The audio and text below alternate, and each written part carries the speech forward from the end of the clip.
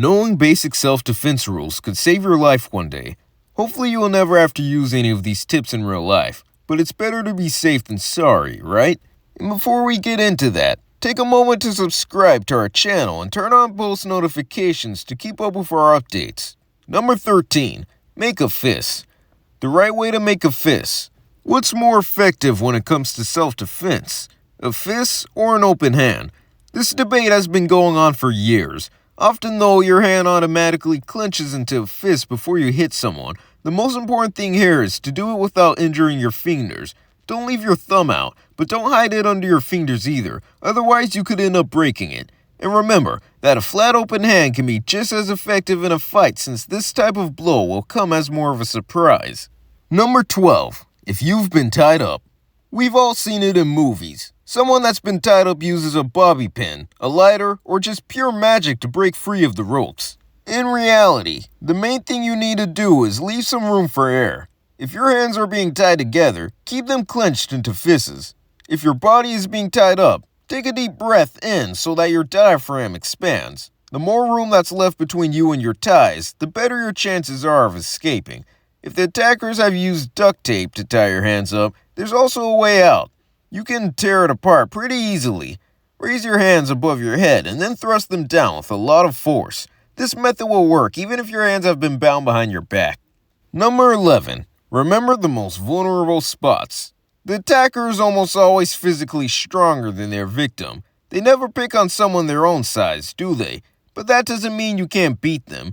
You must rely on the element of surprise. Remember to hit them as hard and fast as you can. If you take too long deciding what to do or where to aim, your attacker will figure out your intentions and get even madder. So remember that the most vulnerable spots to strike are the eyes, nose, jaw, throat, neck, solar plexus, or the area right below the ribs, the knees, and shins. If the attacker is a man, his groin is also super sensitive to pain.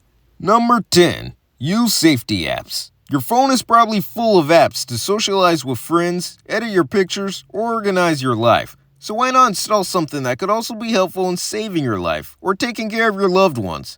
Apps such as Family Locator, Be Safe, and others let you track the movements of your friends and relatives or send out a distress signal if necessary. Number 9. Think up a code word. When you were a kid, did you ever play spies or make up some code words or even a secret language? If so, hit that like button and make yourself known. This seemingly impractical childhood game could save your life. If you don't have a chance to call for help, an encrypted SOS will let your family or friends know you're in danger. For instance, texting, "Don't worry, I'm alright," could stand for, "Help, I'm in danger." If you take your code writing to the next level, your rescuers could even find out the direction you've been taken or the exact place you are.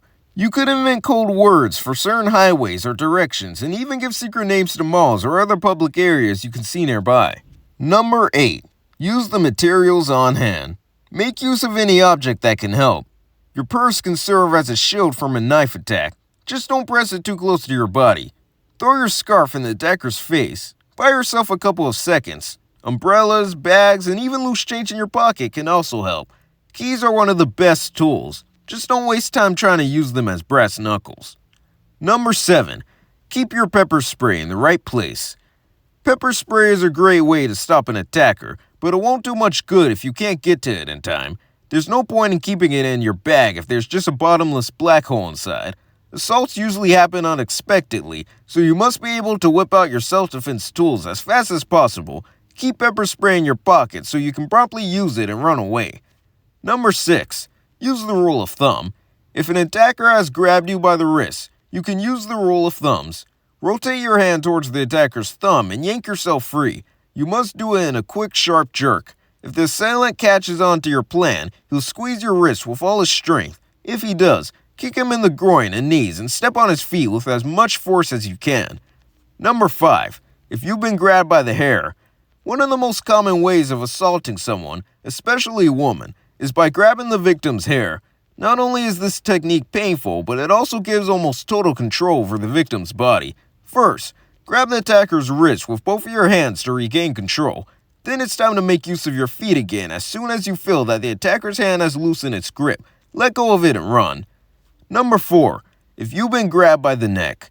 If the attacker has wrapped his fingers around your throat, kick him in the groin or poke his eyes with your fingers. The pain will make him loosen his grip. Number 3. Safety in an elevator. Everyone knows that you shouldn't get into an elevator with strangers, and that you'd better leave if someone suspicious comes in. After you make it a habit to stand with your back to the buttons panel, it's better to press a button for someone else than to let them stop the elevator and get stuck between floors with them. Number 2. Safety in a car.